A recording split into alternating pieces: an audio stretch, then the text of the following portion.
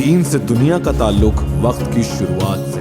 دین کی ڈور تھامے انسان دنیا سے آخرت تک کا راستہ پرسکون طے کر سکتا ہے، اور ایک دوسرے کا ہاتھ تھامے دین کے راستے پر چلانا ہم سب کا ایک دوسرے پر فرض ہے۔ آئیے قریب سے جانیں دین کا تعلق دنیا سے۔ RJ مہوش خان کے ساتھ سنیے FM 107 کے خصوصی پروگرام راہ حیات۔ السلام علیکم۔ شو راہ حیات میں آپ کو ویلکم کہتی ہوں۔ انسان کو اللہ نے زمین پہ اپنا خلیفہ بنایا۔ خلیفہ یعنی اپنا نائب۔ انسان کو صلاحیت دی کہ وہ لیڈ کر سکے، اسے قدرت دی کہ وہ زمین پر موجود دوسری تمام مخلوقات کو اپنا تابع بنا کر ان سے کام لے سکے، اور زمین پہ موجود وسائل پہ اختیار دیا۔ اللہ نے ہماری زمین کو قدرتی وسائل سے مالا مال رکھا ہے۔ ان گنت بیش بہا خزانے، اتنے کہ لاکھوں سالوں میں اربوں کھربوں انسان آئے اور زمین کے خزانے کم نہ پڑے۔ لیکن انسان کی فطرت میں بڑا ہی لالچ ہے۔ اسے جتنا ملتا جاتا ہے وہ اس سے زیادہ کی طلب کرنے لگتا ہے، اور انسان کی اسی حرص نے اس وقت دنیا کو ایک بڑے ہی سنگین خطرے سے دوچار کر دیا ہے: climate change and global warming. یقیناً یہ اصطلاح آپ کے لیے نئی نہیں ہوگی۔ آج کی اس ڈاکیومنٹری میں آپ کو بتاؤں گی کہ اسلام کی اس معاملے میں کیا ہدایات ہیں۔ اللہ ہی ہمارا واحد مالک و خدا ہے، ہر چیز کو پیدا کرنے والا، چیزوں کو شکل دینے والا، وہ جو تمام چیزوں کا احاطہ کرتا ہے اور پہلی بار پیدا کر کے پھر دوبارہ پیدا کرنے پہ قادر ہے۔ اللہ نے اس کائنات کی ہر چیز کو اس کی فطرت پہ پیدا کیا۔ اگر کوئی بھی چیز اپنی فطرت سے ذرا بھی ہٹتی ہے تو اس میں بگاڑ پیدا ہونے لگتا ہے۔ قرآن کے مطابق فطرت کے ضروری عناصر یعنی زمین، پانی، آگ، جنگلات اور روشنی کا تعلق تمام جانداروں سے ہے، نہ کہ صرف نسل انسانی سے۔ اسلام نے ماحولیات کے تحفظ اور قدرتی وسائل کے تحفظ کی اہمیت پر زور دیا ہے۔ پہلا اصول جو سسٹینیبل انوائرمنٹ کے تصور کی حفاظت کرتا ہے وہ انسان کو زمین پہ خلیفہ بنانے کا وہ اعلان ہے جس کا پتہ ہمیں سورہ بقرہ کی آیت نمبر 30 دیتی ہے۔ وَإِذْ قَالَ رَبُّكَ لِلْمَلَائِكَةِ إِنِّي جَاعِلٌ فِي الْأَرْضِ خَلِيفَةً قَالُوا أَتَجْعَلُ فِيهَا مَن يُفْسِدُ فِيهَا وَيَسْفِكُ الدِّمَاءَ وَنَحْنُ نُسَبِّحُ بِحَمْدِكَ وَنُقَدِّسُ لَكَ قَالَ إِنِّي أَعْلَمُ مَا لَا تَعْلَمُونَ۔ اور اس وقت کا تذکرہ سنو جب تمہارے پروردگار نے فرشتوں سے کہا کہ میں زمین میں ایک خلیفہ بنانے والا ہوں۔ وہ کہنے لگے کہ آپ زمین میں ایسی مخلوق پیدا کریں گے جو اس میں فساد مچائے اور خون خرابہ کریں، حالانکہ ہم آپ کی تسبیح اور حمد و تقدیس میں لگے ہوئے ہیں۔ اللہ نے کہا میں وہ باتیں جانتا ہوں جو تم نہیں جانتے۔ خلیفہ یا سرپرست کسی ایسے کو سمجھا جاتا ہے جو اس چیز سے وقتی فائدہ اٹھا سکتا ہے جو اللہ نے بنا دی ہو۔ خلیفہ مالک نہیں ہوتا، صرف نگران ہوتا ہے۔ زمین میں موجود وسائل اکیلے اس کے لیے نہیں بلکہ معاشرے اور آنے والی نسلوں کے لیے ہیں۔ اسے ان وسائل کا تحفظ کرتے ہوئے اپنی ضرورتیں پوری کرنی ہیں اور بہترین طریقے سے آنے والی نسلوں کو منتقل کرنا ہے۔ وہ انسان جو قدرتی ذرائع کو غلط طریقے سے استعمال کرتے ہیں، ماحولیاتی آلودگی، صنعتی آلودگی کی وجہ بنتے ہیں، ماحولیاتی نظام کو نقصان پہنچاتے ہیں، وسائل کا بے دریغ استعمال کرتے ہیں، اللہ ان کو پسند نہیں کرتا۔ قرآن پاک میں اللہ تعالیٰ ارشاد فرماتے ہیں، وقالت اليهود يد الله مغلولة غلت أيديهم ولعنوا بما قالوا بل يداه مبسوطتان ينفق كيف يشاء وليزيدن كثيرا منهم ما أنزل إليك من ربك طغيانا وكفرا فألقينا بينهم العداوة والبغضاء إلى يوم القيامة كلما أوقدوا نارا للحرب أطفأها الله ويسعون في الأرض فسادا والله لا يحب المفسدين. اور یہودی کہتے ہیں کہ اللہ کے ہاتھ بندھے ہوئے ہیں. ہاتھ تو خود ان کے بندھے ہوئے ہیں، اور جو بات انہوں نے کہی ہے اس کی وجہ سے ان پر لعنت الگ پڑی ہے، ورنہ اللہ کے دونوں ہاتھ پوری طرح کشادہ ہے، وہ جس طرح چاہتا ہے خرچ کرتا ہے. اور اے پیغمبر، جو وحی تم پر نازل کی گئی ہے وہ ان میں سے بہت سو کی سرکشی اور کفر میں مزید اضافہ کر کے رہے گی، اور ہم نے ان کے درمیان قیامت کے دن تک کے لیے عداوت اور بغض پیدا کر دیا ہے. جب کبھی یہ جنگ کی آگ بھڑکاتے ہیں اللہ اس کو بجھا دیتا ہے، اور یہ زمین میں فساد مچاتے پھرتے ہیں، جبکہ اللہ فساد مچانے والوں کو پسند نہیں کرتا. اسی طرح ایک اور آیت میں اللہ تعالیٰ کچھ یوں فرماتے ہیں، وَإِلَى مَدْيَنَ أَخَاهُمْ شُعَيْبًا قَالَ يَا قَوْمِ اعْبُدُوا اللَّهَ مَا لَكُمْ مِنْ إِلَٰهٍ غَيْرُهُ قَدْ جَاءَتْكُمْ بَيِّنَةٌ مِّن رَّبِّكُمْ فَأَوْفُوا الْكَيْلَ وَالْمِيزَانَ وَلَا تَبْخَسُوا النَّاسَ أَشْيَاءَهُمْ وَلَا تُفْسِدُوا فِي الْأَرْضِ بَعْدَ إِصْلَاحِهَا ذَلِكُمْ خَيْرٌ لَكُمْ إِن كُنتُم مُّؤْمِنِينَ. اور مدین کی طرف ہم نے ان کے بھائی شعیب کو بھیجا. انہوں نے کہا، اے میرے قوم کے لوگوں، اللہ کی عبادت کرو، اس کے سوا تمہارا کوئی معبود نہیں ہے.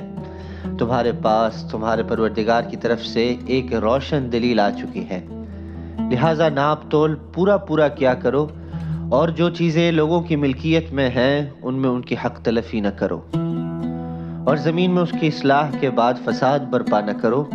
لوگو، یہی طریقہ تمہارے لیے بھلائی کا ہے اگر تم میری بات مان لو.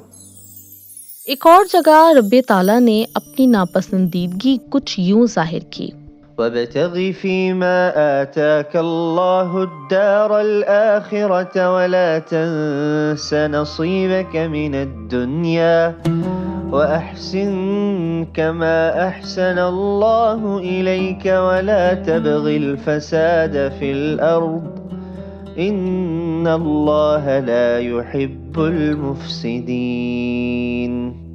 اور اللہ نے تمہیں جو کچھ دے رکھا ہے اس کے ذریعے آخرت والا گھر بنانے کی کوشش کرو، اور دنیا میں سے بھی اپنے حصے کو نظر انداز نہ کرو. اور جس طرح اللہ نے تم پر احسان کیا ہے تم بھی دوسروں پر احسان کرو، اور زمین میں فساد مچانے کی کوشش نہ کرو. یقین جانو اللہ فساد مچانے والوں کو پسند نہیں کرتا. ہمارے انوائرمنٹ کو پرزرو کرنے کا اللہ نے بہترین اصول بتایا ہے: اعتدال، میانہ روی، بیلنس. چیزوں کے استعمال کے معاملے میں اعتدال، ہمارے معاملات میں اعتدال، ہمارے اعمال میں اعتدال. یہی اصول سسٹینیبلٹی کا ضامن ہے. ارشاد ربانی ہے، يا بني آدم خذوا زينتكم عند كل مسجد وكلوا واشربوا ولا تسرفوا إنه لا يحب المسرفين. اے آدم کے بیٹوں اور بیٹیوں، جب کبھی مسجد میں آؤ تو اپنی خوش نمائی کا سامان یعنی لباس جسم پر لے کر آؤ، اور کھاؤ اور پیو اور فضول خرچی مت کرو. یاد رکھو کہ اللہ فضول خرچ لوگوں کو پسند نہیں کرتا۔ ابو ہریرہ رضی اللہ تعالیٰ عنہ سے روایت ہے کہ رسول اللہ صلی اللہ علیہ وسلم نے فرمایا، ایک آدمی کو راستے میں پیاس لگی، اسے کنواں ملا تو اس نے نیچے جا کر پانی پیا۔ واپس چڑھنے کے بعد اس نے دیکھا کہ کتا ہانپ رہا ہے اور گیلی زمین کو چاٹ رہا ہے کیونکہ وہ بہت پیاسا تھا۔ وہ آدمی واپس نیچے گیا، اپنے جوتوں کو پانی سے بھرا، کتے کو پانی پلایا، اللہ نے اس کے سب گناہ معاف فرما دیے۔ صحابہ کرام نے عرض کی، کیا ہمیں جانوروں کے نیک اعمال کا اجر ہے؟ تو رسول اللہ صلی اللہ علیہ وسلم نے فرمایا، جو کسی جاندار کے ساتھ بھلائی کرتا ہے اس کے لیے اجر ہے۔ اس دنیا میں صرف انسانوں کا ہی نہیں، ہر جاندار کا حصہ ہے۔ اس وقت ہماری ایکٹیویٹیز انسانوں کے ساتھ جانوروں پہ بھی بہت برے اثرات مرتب کر رہی ہیں۔ پلاسٹک کا بے دریغ استعمال ہمارے ماحول کو بری طرح متاثر کر رہا ہے۔ آئے دن ہم ایسی تصاویر سوشل میڈیا پہ دیکھتے ہیں جن سے پتہ چلتا ہے کہ کتنے سمندری جانور مر رہے ہیں، لیکن افسوس ہم اپنا طرز عمل بدلنے کو تیار نہیں۔ کچرا پھینکنا، گھروں کو سامان سے بھرتے رہنا اور ایک دوسرے کے ساتھ مقابلوں میں ہم نے اپنی اسلامی تعلیمات کو بالکل فراموش کر دیا ہے، جو ہمیں سادگی سکھاتی ہے۔ ہمارے نبی صلی اللہ علیہ وسلم نے تو ہمیں زمین تک پہ آہستگی سے چلنے کا حکم دیا کہ اس کو بھی تکلیف نہ پہنچے، اور ہم کیا کر رہے ہیں؟ خود سے یہ سوال بہت ضروری ہے۔ ان فی خلق السماوات والارض واختلاف اللیل والنہار والفلک التي تجری فی البحر بما ينفع الناس وما انزل اللہ من السماء من ماء فأحیا به الأرض بعد موتها وبث فيها من كل دابة وتصريف الرياح والسحاب المسخر بين السماء والأرض لآيات لقوم يعقلون۔ بے شک آسمانوں اور زمین کی تخلیق میں، رات دن کے لگاتار آنے جانے میں، ان کشتیوں میں جو لوگوں کے فائدے کا سامان لے کر سمندر میں تیرتی ہیں، اس پانی میں جو اللہ نے آسمان سے اتارا اور اس کے ذریعے زمین کو اس کے مردہ ہو جانے کے بعد زندگی بخشی، اور اس میں ہر قسم کے جانور پھیلا دیے، اور ہواؤں کی گردش میں اور ان بادلوں میں جو آسمان اور زمین کے درمیان تابع دار بن کر کام میں لگے ہوئے ہیں، ان لوگوں کے لیے نشانیاں ہی نشانیاں ہیں جو اپنی عقل سے کام لیتے ہیں۔ قرآن پاک میں اللہ تعالیٰ ارشاد فرماتے ہیں، ہماری دنیا میں زندگی کا آغاز پانی کے باعث ہوا۔ کائنات میں جہاں کہیں بھی زندگی ہے، اس کے پیچھے بنیادی عنصر پانی ہی ہے۔ آج ہمارا پانی کے استعمال کے معاملے میں کیا طریقہ ہے؟ لانگ شاورز، ڈش واشنگ کے دوران پانی بہانا، گاڑی دھوتے ہوئے ڈھیروں پانی ضائع کرنا۔ برتن دھوتے ہوئے میری امی مجھے ہمیشہ ٹوکا کرتی تھیں، پانی کم استعمال کرو، حساب دینا ہوگا۔ تھوڑی جھنجھلاہٹ ہوتی، پانی ہی تو ہے، پر پھر پتہ چلا کہ ہمارے نبی صلی اللہ علیہ وسلم نے تو وضو کے دوران بھی پانی احتیاط سے خرچ کرنے کا حکم دیا ہے۔ حدیث نبوی ہے، پانی ضائع مت کرو، خواہ تم بہتی ہوئی ندی میں ہی کیوں نہ موجود ہو۔ ہم میں سے کتنے لوگ پانی کو ضائع کرنے کے بارے میں نبی کریم صلی اللہ علیہ وسلم کی مثال کے بارے میں سوچتے ہیں، اس کے باوجود کہ یہ ہماری اسلامی روایت کا حصہ ہے؟ اللہ تعالیٰ قرآن پاک میں ارشاد فرماتے ہیں، بل قالوا مثل ما قال الاولون، اس کے بجائے یہ لوگ بھی ویسے ہی باتیں کرتے ہیں جیسی پچھلے لوگوں نے کی تھی۔ Centre for disease control and prevention کے مطابق اس وقت دنیا میں 790 ملین لوگ پینے کے صاف پانی سے محروم ہیں۔ 2025 تک دنیا کی 2/3 آبادی پانی کی کمی کا شکار ہو سکتی ہے۔ ان وجوہات کی بنا پر 8 لاکھ بچے اپنی زندگی ہر سال ہار جاتے ہیں۔ اسلام میں صفائی نفس ایمان ہے۔ صفائی و پاکیزگی کو اسلام میں بہت اہمیت دی گئی ہے۔ لفظ پاکیزگی قرآن پاک میں 30 سے زائد بار آیا ہے۔ روح کی پاکیزگی، جسم کو پاک و صاف رکھنا، نماز پڑھنے کی جگہ کو پاک رکھنا، اپنے گھروں، اپنے ماحول کو صاف رکھنا ہماری ذمہ داری ہے۔ قرآن پاک میں فرمان الہی ہے، وَيَسْأَلُونَكَ عَنِ الْمَحِيضِ قُلْ هُوَ أَذًى فَاعْتَزِلُوا النِّسَاءَ فِي الْمَحِيضِ وَلَا تَقْرَبُوهُنَّ حَتَّى يَطْهُرْنَ فَإِذَا تَطَهَّرْنَ فَأْتُوهُنَّ مِنْ حَيْثُ أَمَرَكُمُ اللَّهُ إِنَّ اللَّهَ يُحِبُّ التَّوَّابِينَ وَيُحِبُّ الْمُتَطَهِّرِينَ۔ اور لوگ آپ سے حیض کے بارے میں پوچھتے ہیں، آپ کہہ دیجئے کہ وہ گندگی ہے۔ بے شک اللہ ان لوگوں سے محبت کرتا ہے جو اللہ کی طرف کثرت سے رجوع کریں، اور ان سے محبت کرتا ہے جو خوب پاک صاف رہیں۔ عبداللہ بن عمر رضی اللہ عنہ سے روایت ہے کہ رسول اللہ صلی اللہ علیہ وسلم سعد رضی اللہ عنہ کے پاس سے گزرے جب وہ وضو کر رہے تھے۔ آپ صلی اللہ علیہ وسلم نے دریافت کیا، یہ اسراف کیوں؟ سعد رضی اللہ عنہ نے پوچھا، کیا وضو کے پانی میں بھی اسراف ہو سکتا ہے؟ رسول اکرم صلی اللہ علیہ وسلم نے جواب دیا، ہاں۔ زمین سے فضل تلاش کرنے کے دوران قدرتی وسائل کو برقرار رکھنا، ان کی حفاظت کرنا بہت ضروری ہے۔ حضور اکرم صلی اللہ علیہ وسلم نے ذرات، مویشیوں کے ساتھ سلوک، قدرتی وسائل کے تحفظ کے حوالے سے مکمل گائیڈ لائن فراہم کی ہے۔ حدیث نبوی صلی اللہ علیہ وسلم ہے، جب کوئی مسلمان درخت لگاتا ہے، بیج بوتا ہے، اور پھر اس میں سے کوئی انسان، پرندہ یا جانور کھاتا ہے تو یہ اس کے لیے صدقہ ہے۔ حضرت محمد صلی اللہ علیہ وسلم نے درخت لگانے، دریاؤں کو صاف کرنے، کنویں کھودنے اور اس طرح کے دیگر مفید کاموں کو سوشل ورک اور صدقہ جاریہ میں شمار کیا۔ حضور اکرم صلی اللہ علیہ وسلم نے سب سے پہلے ایک سسٹینیبل سوسائٹی کا تصور پیش کیا تھا۔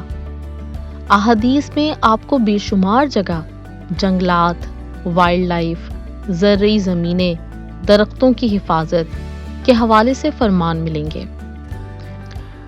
حضور اکرم صلی اللہ علیہ وسلم نے مدینے کے جنوب میں الامیم یعنی پروٹیکٹڈ لینڈ قائم کی۔ 4 میل کے علاقے میں مخصوص اوقات پر شکار پر پابندی عائد ہوتی تھی، اور 12 میل کے علاقے میں پودوں اور درختوں کو کاٹنے سے منع کیا گیا تھا۔ ان محفوظ علاقوں کا قیام قدرتی وسائل کے انتظام اور پائیدار ترقی، سسٹینیبل ڈیولپمنٹ کے حوالے سے حضور اکرم صلی اللہ علیہ وسلم کے ویژن کو ظاہر کرتا ہے۔ اسلام نے ہمیشہ ماحول کے تحفظ کو یقینی بنایا، حتیٰ کہ جنگوں اور غزوات کے دوران بھی حضور اکرم صلی اللہ علیہ وسلم کی ہدایت ہوتی کہ کسی عورت، بچے، بوڑھے کو قتل نہ کرو اور کھجوروں اور فصلوں کو نہ جلاؤ۔ اسلام کے اصول کی بنیاد انصاف اور مساوات ہے۔ اسلامی معاشرے کی بنیاد ہی انصاف ہے۔ انصاف ہر کسی کے لیے۔ لوگوں کا ہر معاملے میں سوچ بچار، مشورہ کرنا اور آنے والی نسلوں کی فلاح کا تحفظ ہماری مین رسپانسبلٹی ہے۔ ہمارے پیارے نبی صلی اللہ علیہ وسلم کا فرمان ہے، اگر تم میں سے کسی کو قیامت کا سامنا ہو اور اس کے ہاتھ میں بیج ہو تو وہ اسے زمین میں لگا دے۔ یہ حدیث دراصل اشارہ کرتی ہے قیامت کا وقت، دنیا کے خاتمہ کا وقت۔ اس کا حوالہ حضور اکرم صلی اللہ علیہ وسلم نے کیوں دیا کہ اس وقت میں بھی اگر تمہارے ہاتھ میں بیج ہو تو اس کو زمین پہ لگا دو، کیونکہ یہ فلاح کا کام ہے۔ کیا آپ جانتے ہیں ترقی یعنی ڈیولپمنٹ کے حوالے سے اسلام کا نظریہ کیا ہے؟ اسلام نے انسانوں کو ایک بڑا ہی مربوط منظم نظام دیا ہے جو شیور کرتا ہے ہماری خوشیوں اور فلاح کو۔ اللہ نے ہمیں امت بنایا اور یہ کانسیپٹ ایک ایسا بیلنس نظام قائم کرتا ہے جو ترقی کے ساتھ ہی سسٹینیبلٹی کو یقینی بناتا ہے۔ ارشاد ربانی ہے، اللہ الذی سخر لکم البحر لتجری الفلک فیہ بأمرہ ولتبتغوا من فضلہ ولعلکم تشکرون۔ اللہ وہ ہے جس نے سمندر کو تمہارے کام میں لگا دیا ہے تاکہ اس کے حکم سے اس میں کشتیاں چلیں، اور تاکہ تم اس کا فضل تلاش کرو، اور تاکہ تم شکر ادا کرو۔ وَسَخَّرَ لَكُم مَّا فِي السَّمَاوَاتِ وَمَا فِي الْأَرْضِ جَمِيعًا مِّنْهُ إِنَّ فِي ذَلِكَ لَآيَاتٍ لِقَوْمٍ يَتَفَكَّرُونَ۔ اور آسمانوں اور زمین میں جو کچھ ہے اس سب کو اس نے اپنی طرف سے تمہارے کام میں لگا رکھا ہے۔ یقیناً اس میں ان لوگوں کے لیے بڑی نشانیاں ہیں جو غور و فکر سے کام لیں۔ اسی طرح ایک اور جگہ اللہ تعالیٰ یوں ارشاد فرماتے ہیں، هو الذي جعل لكم الأرض ذلولا فامشوا في مناكبها وكلوا من رزقه وإليه النشور۔ وہی ہے جس نے تمہارے لیے زمین کو رام کر دیا ہے، لہذا تم اس کے مونڈھوں پر چلو پھرو اور اس کا رزق کھاؤ، اور اسی کے پاس دوبارہ زندہ ہو کر جانا ہے۔ اور پھر حضور اکرم صلی اللہ علیہ وسلم کو قرآن پاک میں اللہ نے یوں مخاطب کیا، بالبینات والزبر وأنزلنا إليك الذكر لتبين للناس ما نزل إليهم ولعلهم يتفكرون۔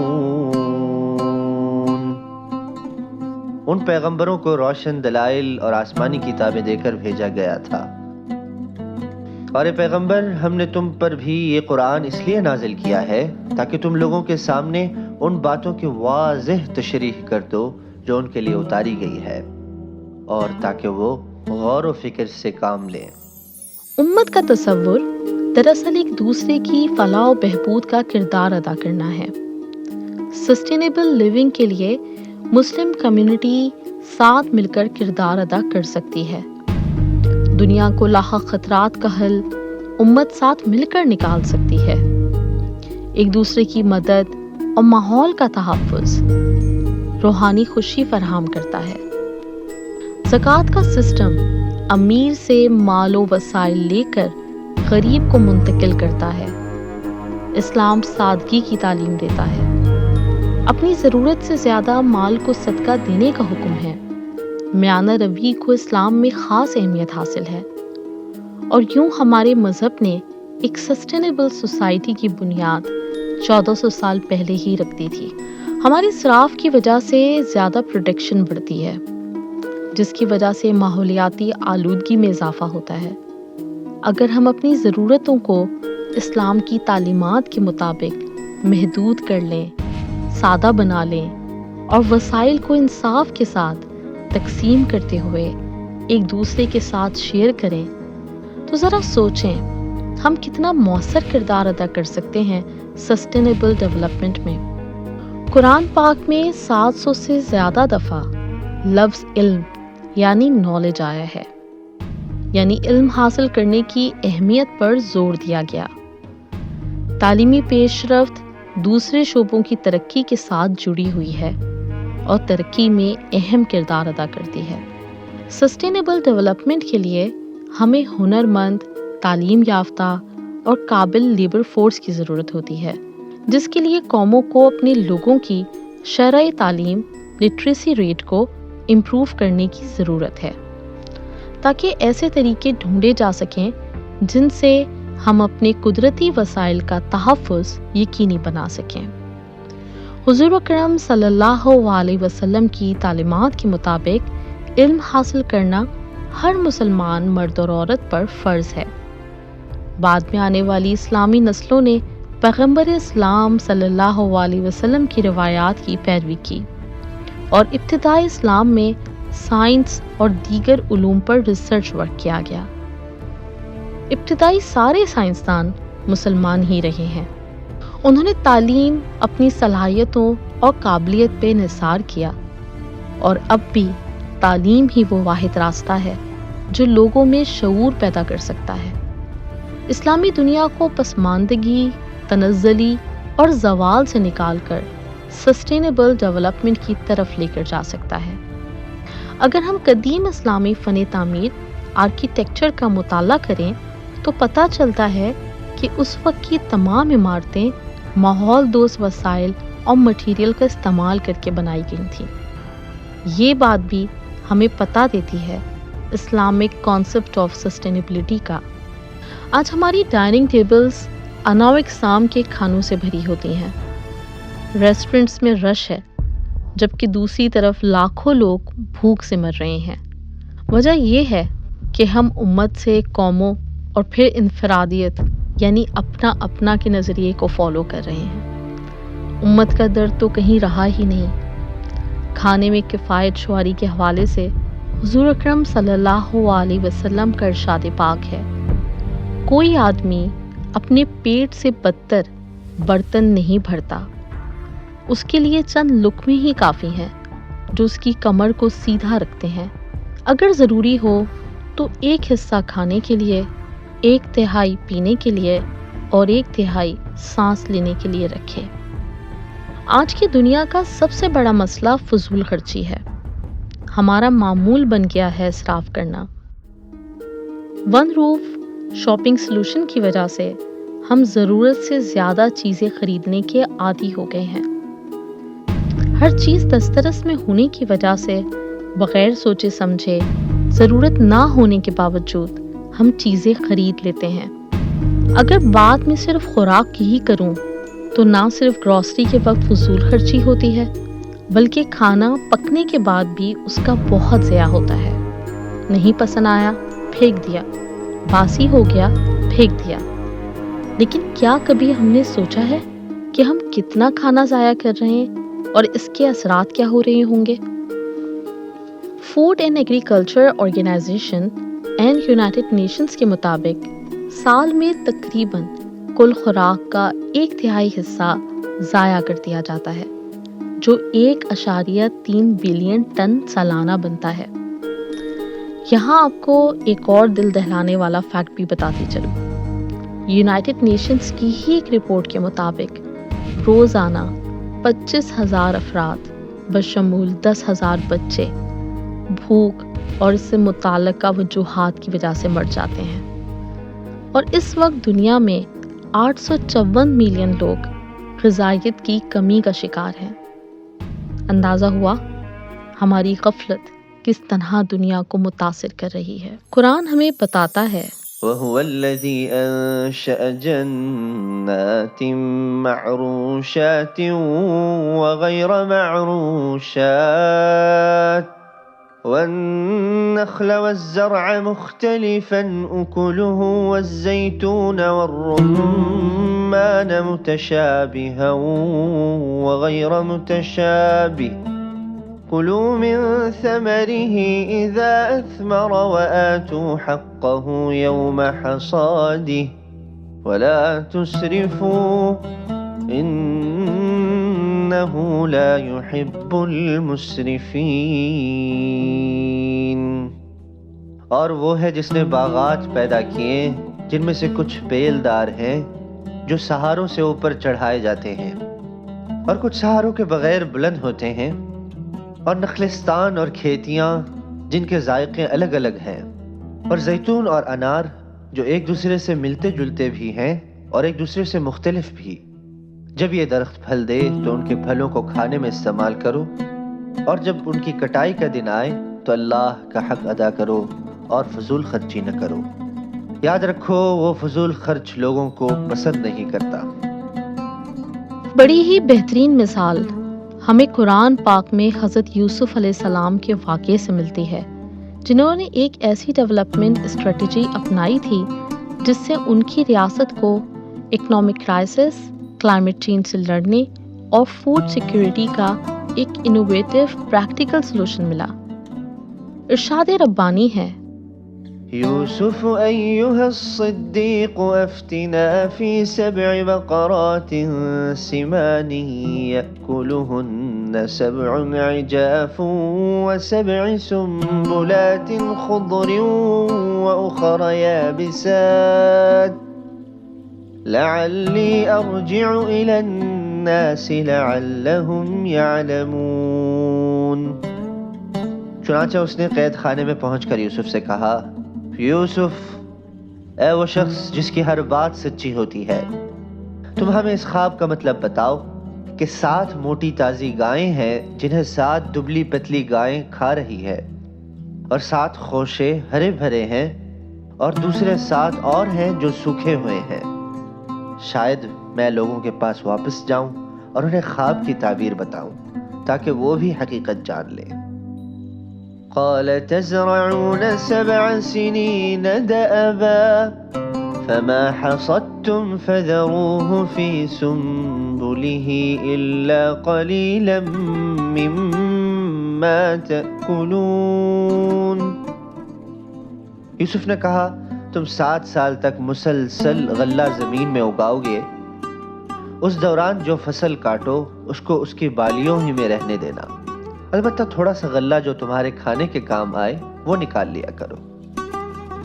ثم يأتي من بعد ذلك 7 شداد يأكلن ما قدمتم لهن إلا قليلا مما تحصنون۔ پھر اس کے بعد تم پر 7 سال ایسے آئیں گے جو بڑے سخت ہوں گے، اور جو کچھ ذخیرہ تم نے ان سالوں کے واسطے جمع کر رکھا ہوگا اس کو کھا جائیں گے۔ ہاں البتہ تھوڑا سا حصہ جو تم محفوظ کر سکو گے صرف وہ بچ جائے گا۔ ثم يأتي من بعد ذلك عام فيه يغاث الناس وفيه يعصرون۔ پھر اس کے بعد ایک سال ایسا آئے گا جس میں لوگوں پر خوب بارش ہوگی اور وہ اس میں انگور کا شیرہ نچوڑیں گے۔ اس میں سبق ہے کہ کس طرح بھوک افلاس، غربت کا مقابلہ کرنے کے لیے تدابیر اختیار کرنی ہے۔ اسلام ہمیں گلوبل سٹیزن کا مقام دیتا ہے اور ہم پر لازم کرتا ہے کہ ہم اپنے انوائرمنٹ کو محفوظ کریں۔ حضور اکرم صلی اللہ علیہ وسلم کا فرمان ہے، بھوکوں کو کھانا دو، بیماروں کی عیادت کرو اور قیدیوں کو آزاد کرو۔ ایک اور جگہ فرمان رسول صلی اللہ علیہ وسلم ہے، وہ شخص مجھ پر ایمان نہیں رکھتا جو پیٹ بھر کھانا کھائے حالانکہ وہ جانتا ہے کہ اس کا پڑوسی بھوکا ہے۔ نیک وہ لوگ ہیں جو اللہ کی محبت میں غریبوں، یتیموں اور قیدیوں کو کھانا کھلاتے ہیں اور کہتے ہیں کہ ہم تمہیں صرف اللہ کے لیے کھلاتے ہیں، ہم تم سے کوئی صلہ نہیں چاہتے اور نہ ہی تشکر۔ خوراک ضائع نہ کرنے کے حوالے سے اسلام کی بے شمار تعلیمات موجود ہیں۔ رمضان ہمیں بھوک اور دوسروں کی تکلیف سمجھنے کا موقع دیتا ہے۔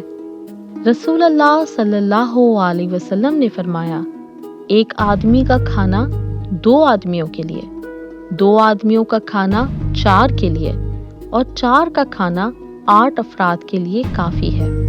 اس حدیث کے مطابق خوراک وافر مقدار میں موجود ہے، لیکن اگر لوگوں میں لالچ ختم ہو جائے تو غریبوں اور بھوکوں کو بغیر کسی بحران، کسی دقت کے کھانا کھلایا جا سکتا ہے۔ 2015 میں استنبول میں ایک سمپوزیم منعقد کیا گیا تھا جس میں امت مسلمہ کو یاد دلایا گیا کہ ہم اس زمین پر اللہ کے خلیفہ ہیں اور یہ ہماری ذمہ داری ہے کہ ہم اپنی دنیا کی حفاظت کریں۔ اس سمپوزیم میں تمام well of nations, oil producing states, corporations اور بزنس سیکٹر کے ساتھ تمام لوگوں سے اپیل کی گئی تھی کہ آپ جہاں کہیں بھی ہیں، حضور اکرم صلی اللہ علیہ وسلم کی تعلیمات کے مطابق کلائمیٹ چینج کی روٹ کاز کو سمجھتے ہوئے اپنا اپنا کردار ادا کریں۔ بحیثیت مسلمان ہماری دو طرح کی ذمہ داریاں ہیں، فرض العین یعنی کہ انڈیویژل اوبلیگیشنز اور فرض الکفایہ یعنی کہ کلیکٹیو اوبلیگیشن، اور اپنے ماحول کی حفاظت بیک وقت ہمارا فرض العین اور فرض الکفایہ دونوں ہیں۔ کلائمیٹ چینج سے لڑنے اور سسٹینیبل ڈیولپمنٹ کے لیے تمام لوگوں کو قربانیاں دینے کی ضرورت ہے، اسراف سے بچنے اور کم ویسٹ پروڈیوس کرنے کی ضرورت ہے۔ مسلم اکثریتی ممالک کی حکومتوں پر یہ ذمہ داری عائد ہوتی ہے کہ ہم اللہ کے فرمان اور اپنے نبی صلی اللہ علیہ وسلم کی تعلیمات پر عمل کرتے ہوئے آنے والے خطرے سے نمٹیں اور اپنے آنے والی نسلوں کا مستقبل محفوظ بنانے میں اپنا کردار ادا کریں۔ رسول اللہ صلی اللہ علیہ وسلم نے فرمایا، میں اس دنیا میں سوار کی طرح ہوں جو تھوڑی دیر کے لیے درخت کے سائے میں ٹھہرتا ہے اور کچھ دیر آرام کرنے کے بعد درخت کو پیچھے چھوڑ کر سفر شروع کر دیتا ہے۔ یہ حدیث بہت ہی معنی خیز پیغام دیتی ہے۔ آپ کو پتہ ہے کہ انسان کی ایوریج ایج 70 سال ہے، جبکہ ایک درخت کی عمر 700، 1000 یا اس سے بھی زیادہ ہو سکتی ہے۔ اگر آپ ایک درخت لگاتے ہیں اور وہ آپ کے مرنے کے کئی عرصے بعد تک مسافروں، جانوروں، جانداروں کو سایہ پھل دیتا رہتا ہے، تو سوچیں آپ نے اپنے پیچھے کیا بہترین صدقہ جاریہ چھوڑا۔ حضرت علی رضی اللہ عنہ کا فرمان ہے، شہد کی مکھی کی طرح بنو، جو کچھ وہ کھاتی ہے پاک ہے، جو کچھ اس سے ٹپکتا ہے وہ میٹھا ہے، اور جس شاخ پہ وہ بیٹھتی ہے وہ نہیں ٹوٹتی۔ اللہ مجھے اور آپ کو شہد کی مکھی کی طرح بننے کی توفیق دے۔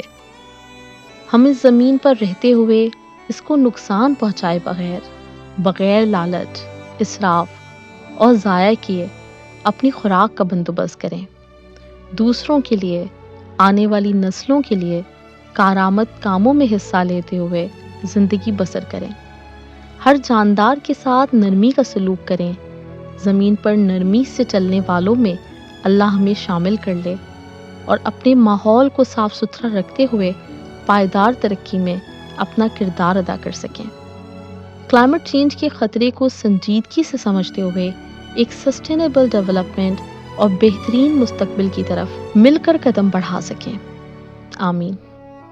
اس کے ساتھ ہی مجھے دیجیے اجازت۔ اللہ میرا اور آپ کا حافظ و ناصر۔ اللہ حافظ۔